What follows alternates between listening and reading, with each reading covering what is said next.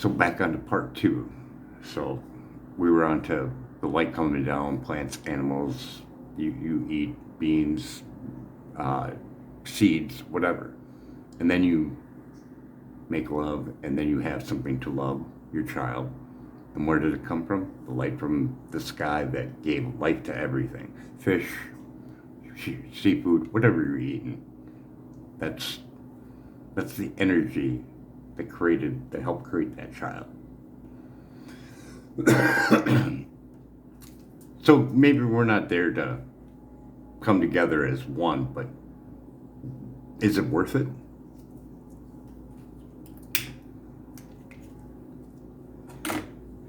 So right now, we could take tests right now. Be like, hey, where's that going to be linking up mostly for coming back down to send this data that we really don't need. We don't need this power. What are we using it for? Self-driving vehicles? It's more radiation on the road, and you can see that test already. Type in Safe and Sound Pro Meter RF exposure from cars driving by.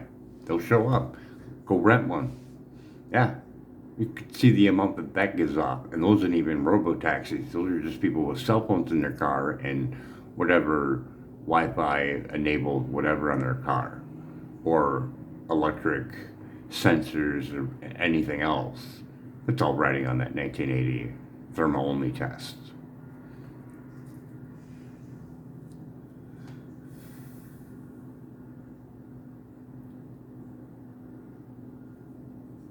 So yeah, body voltage test for the people that are going to be hit with a data center and it's not looking good on you guys stopping it, or even if it looks like you're going to stop it, still take the time, take some readings, just in case. I don't want it at that time, and then maybe they come back or whatever. But at least you got numbers that you can see later on once it's put in. Be like, oh fuck, look at this, because it's going to put dirty electricity, dirty transients on your home if you live nearby. Go see what Sam got for that. That whole book is outlining the electrification that we got and the disease that followed that as we got more electricity. I mean, just the story of how we got electric, or how AC1 is horrible.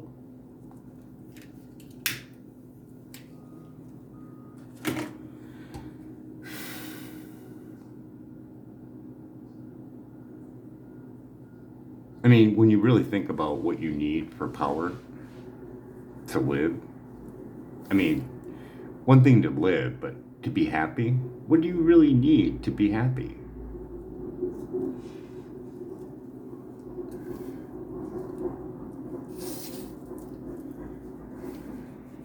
And the sad thing is I'm going to have a real hard time to be convinced otherwise. But the spell that most people are under, I'm not going to get a real answer. How am I when the brain is being attacked by microwaves on a daily basis? Whether it be a cell phone, wireless controller, cordless phone, all these things have damaging effects on us. We're electrical chemical beings, and we just don't have any desire to know that. It's kind of hard when you say you love something. Oh, I love my phone. Oh, I love my video game machine. This puts a barrier in between me and you. I know that you're not there to go and harm people, but this shit does harm people, and we got no fucks to give at all.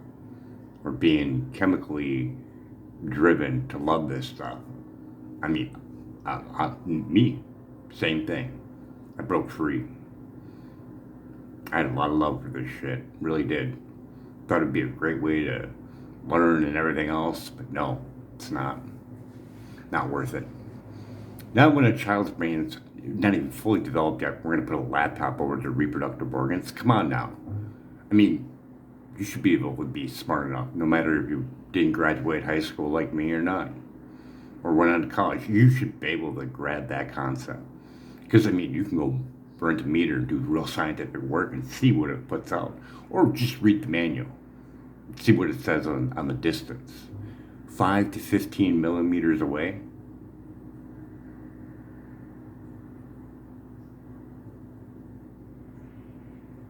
And that's still not the whole story, because there's blue light, damaging effects of that. Oh, and the amount of application that you'll get. So you got the laptop. Well, we'll put it on top of on the desk. Well, if the desk is metal and double metal or whatever, or the whole opening we used to have, it's all going to make a big difference. Focused, yeah. And you can see this with a meter. It's not make believe. You could test it. Yeah. Dr. Robert Brown, Radiation Facts, 7 minutes. You got 7 minutes. It was 10,000 at the window, 700 at the bed. So if this data's got to go down and hit all the 5G towers, which is 165 feet for every one, give or take a few.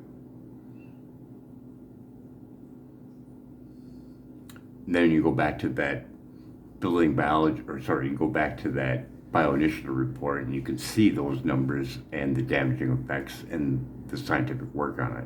It's just 10,000 pages that the SEC didn't even look at.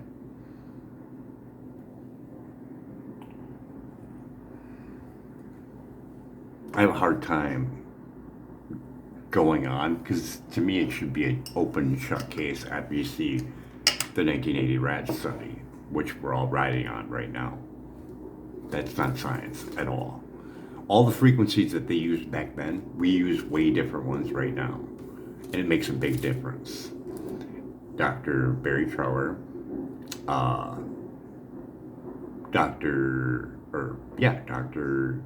Deborah Lee Davis, she explains this as well. It's the pulsation that causes the most damage. It's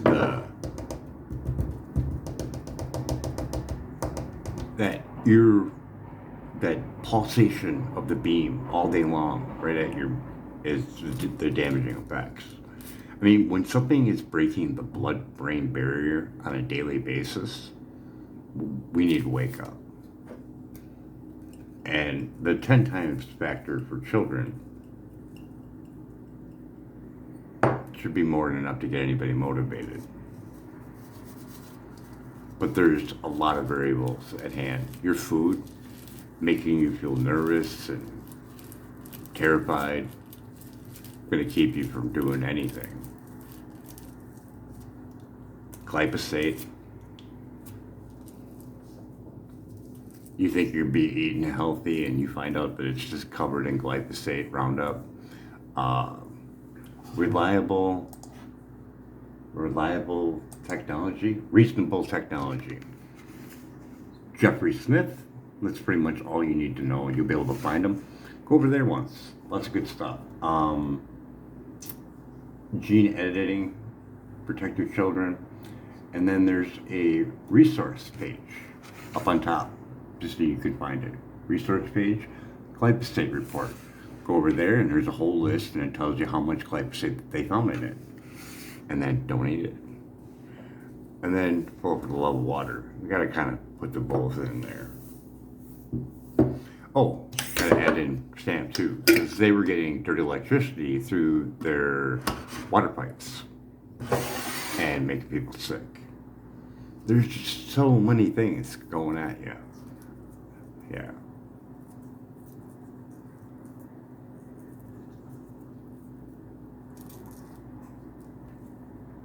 I have no idea where I'm at.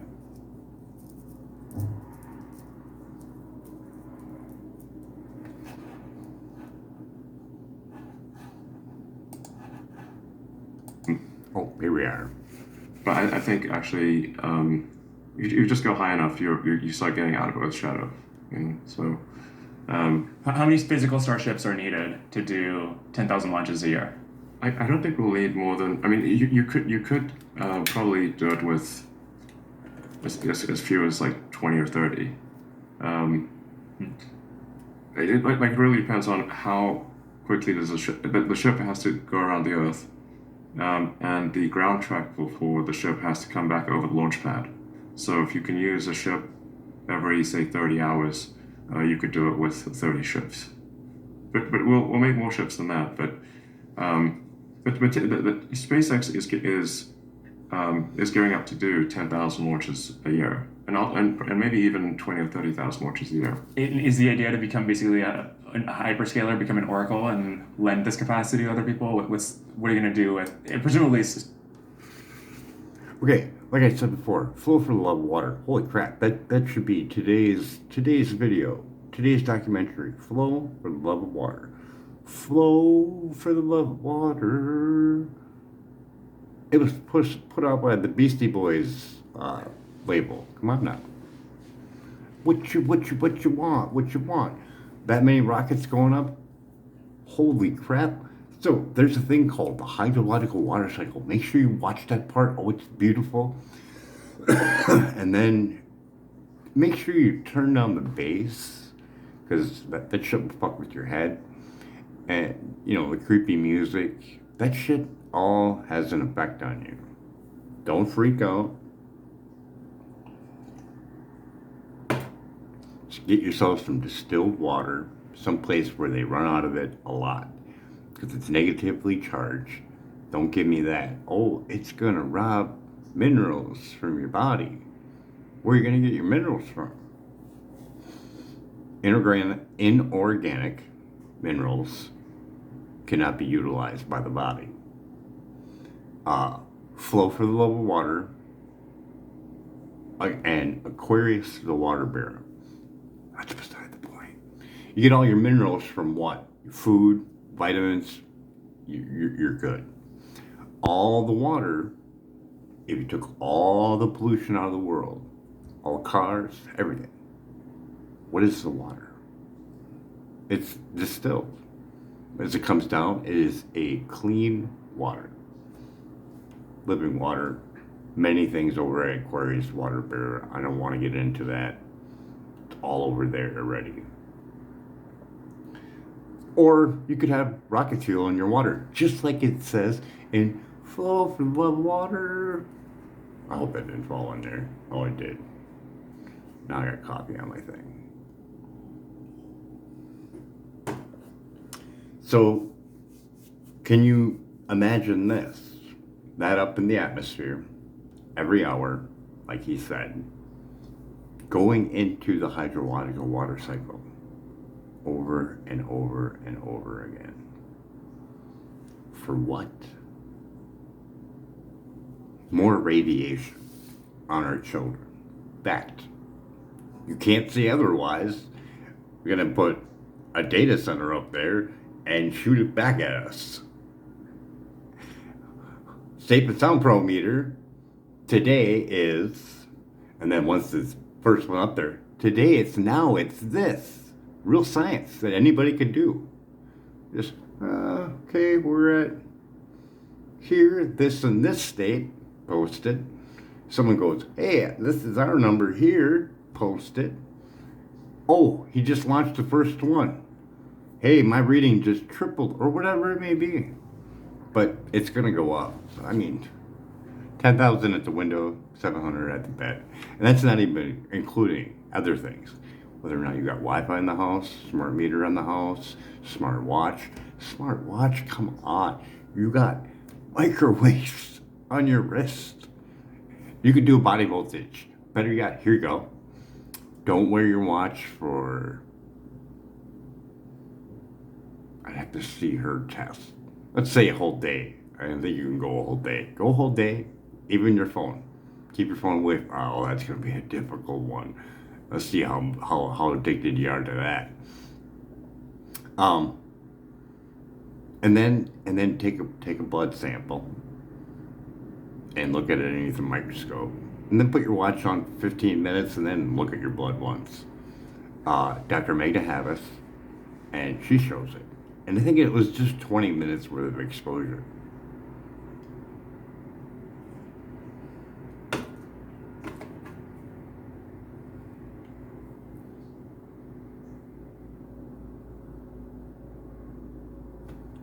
Okay.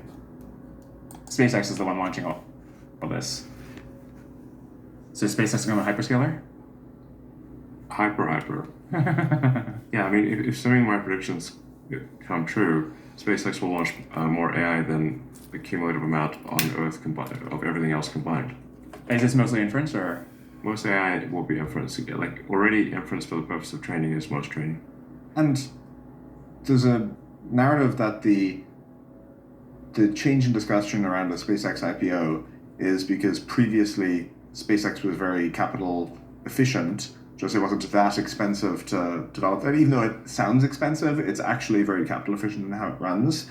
Whereas now you're going to need more capital than just can be raised in the private markets. Like if the private markets can accommodate raises of, as we've seen from the AI labs, tens of billions of dollars, but not beyond that, is it that you'll just need more than tens of billions of dollars per year, and that's why it's take it public?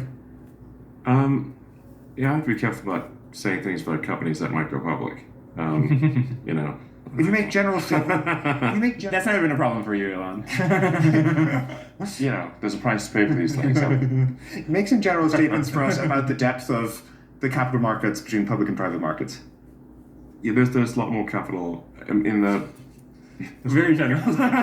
There's obviously a lot more capital available in the public markets than private. I mean, it might be. It's at least it might be 100 times more capital, but it's at least way more than 10.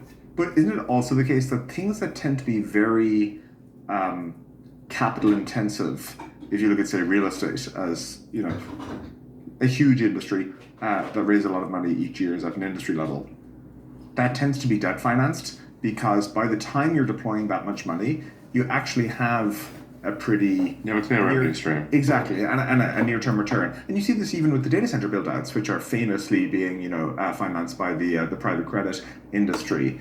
And so why not just debt finance? Speed is important. So I'm generally going to do the thing that I just repeatedly tackle the limiting factor. Whatever the limiting factor is on speed, I'm going to tackle that. So there's if capital is the limiting factor, then I'll solve for capital. If it's not the limiting factor, I'll solve for something else. Based on your statements about Tesla and being public, I wouldn't have guessed that you thought the way to move fast is to be public. Normally, I would say that's true. Like I said, I'd like to talk about some more detail, but the problem is like if you talk about public companies, sure, when they become public, you get into trouble, and then you have to delay your offering. And then and as we said, solving for speed. Yes, exactly. So you can't hype companies that might go public. So that's why we have to be a little careful here. But we can't talk about physics. So like the way to think about scaling long term is that Earth only receives about half a billionth of the sun's energy. And the sun is essentially all the energy. This is a very important point to appreciate, because sometimes people will talk about modular nuclear reactors or any various like fusion on Earth, but you have to step back a second and say if you're going to climb the Kardashev scale and have some non-trivial and harness some non-trivial percentage of the sun's energy, like let's say you wanted to harness a millionth of the sun's energy, which sounds pretty small. That would be about, call it roughly, 100,000 times more electricity than we currently generate on Earth for all of civilization, give or take an order of magnitude. So it obviously the only way to scale is to go to space with solar. From launching from Earth, you can get to about 1 terawatt per year. Beyond that, you want to launch from the moon. You want to have a mass driver on the moon, and that mass driver on the moon you could do probably a petawatt per year. We're talking these kinds of numbers, terawatts of compute. Presumably, whether you're talking land or space, far before this point, you've run into you actually need maybe the solar panels are more efficient, but you still need the chips. You still need the logic and the memory and so forth. And you need to build a lot more chips and make them much cheaper. right. And so how are we getting a terawatt of, like right now the world has maybe 20, 25 gigawatts of compute. How are we getting a terawatt of logic by 2030? I guess we're going to need some very big chip fabs. Tell me about it. I've mentioned publicly that the idea of doing a sort of a terafab, tera being the new giga. I feel like the naming scheme of Tesla, which has been very catchy, is like you looking at like the metric, the metric scale. At what level of the stack are you? Are you building the clean room and then partnering with an existing fab to get the process technology and buying the tools from them? What is the plan there? Well, you can't partner with existing fabs because they can't output enough. The chip volume is too low. But you have to. But for the process technology, partner for the IP. The fabs today all basically use machines from like 5 companies. Yeah. So you've got ASML, Tokyo Electron, KLA Tencor, etc. So at first I think you'd have to get equipment from them and then modify it or work with them to increase the volume. But I think you'd have to build fabs in a different way. So I think the logical thing to do is to use conventional equipment in an unconventional way to get to scale, and then start modifying the equipment to increase the rate. Kind of boring company style. Yeah, kind of like you sort of buy an existing boring machine and then figure out how to dig tunnels in the first place, and then design a much better machine that's I don't know, some orders of magnitude better, faster. Here's a very simple lens. We can categorize technologies and how hard they are, and one categorization could be look at things that China has not succeeded in doing. And if you look at Chinese manufacturing, still behind on leading edge chips and still behind on leading edge turbine engines and things like that. And so does the fact that China has not successfully replicated TSMC give you any pause about the difficulty? Or you think that's not true for some reason? It's not that they have not replicated TSMC, they have not replicated ASML. That's the limiting factor. So you think it's just the sanctions, essentially? China would be outputting vast numbers of chips at if they could buy it, 2 or 3 nanometer. But couldn't they up to relatively recently buy them? No. All right. The ASML bans have been in place for a while. Okay. So, but I think China's going to start making pretty compelling chips in 3 or 4 years. Would you consider making the ASML machines? I don't know. I don't know yet. Is the right answer. So it's just that to produce at high volume and to reach large volume in say 36 months to match the rocket to payload to orbit. So if we're doing 1 million tons to orbit, and like let's say I don't know 3 or 4 years from now, something like that. And we're doing 100 kilowatts per ton, so that means we need at least 100 gigawatts per year of solar, and we'll need an equivalent amount of chips to that you need 100 gigawatts worth of chips. You're going to match these things: the mass to orbit, the power generation, and the chips. And I'd say my base concern actually is memory. I think there's the path to creating logic chips is more obvious than the path to having sufficient memory to support logic chips. That's why you see DDR prices going ballistic and these memes about like you're marooned on a desert island, you write "help me" on the sand. Nobody comes. You write DDRM, and the ships come swarming in. I haven't seen that. I'd love to hear your manufacturing philosophy around fabs. I know nothing about the topic. I don't know how to build a fab yet. I'll figure it out. But Obviously, I've never built a fab. it sounds like you think that the sort of like the process technology, like these 10,000 PhDs in Taiwan who know exactly what gas goes in the plasma chamber and what settings to put on a tool, you can just like delete those parts of those steps. Like fundamentally, it's get the clean room, get the tools, and figure it out. I don't think it's PhDs. It's mostly people with not PhDs. Most engineering is done by people who don't have PhDs. Do you guys have PhDs? No. Okay. We also haven't successfully built any fabs, so you shouldn't be coming to us for your fab advice.